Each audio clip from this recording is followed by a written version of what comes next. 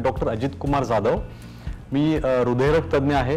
Doctor D Y. Patil medical कॉलेजमध्ये associate professor of cardiology आणि माझं clinic Pranayam heart clinic Pimpri Saudagar येथे आहे।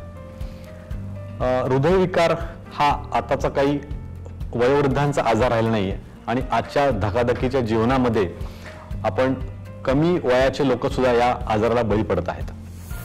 हृदयविकार टाळण्यासाठी सांगण्यात आलेले जे काही उपचार पद्धती आहेत किंवा त्यासाठी काही जे उपाययोजना सांगण्यात आलेल्या आहेत त्याच्यामध्ये सगळ्यात महत्त्वाचं म्हणजे आपलं डाएट फार हेल्दी असणं आवश्यक आहे।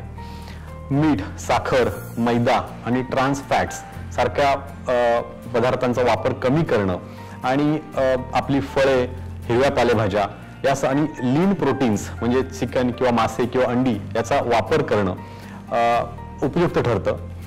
रेग्युलर एक्सरसाइज म्हणजेच नियमित व्यायाम आणि ज्याच्यामध्ये आठवड्यातून 5 दिवस कमीत कमी 30 मिनिटापेक्षा जास्त मॉडरेट इंटेन्सिटी एक्सरसाइज और एरोबिक एक्सरसाइज करणं महत्त्वाचं ठरतं। स्ट्रेस मॅनेजमेंटमध्ये धूम्रपानापासून लांब राहणं, अतिमद्यपान न करणं आणि आपल्या कामाच्या ठिकाणी ताणतणाव न बाळगणं हे पण महत्त्वाचं ठरू शकतं।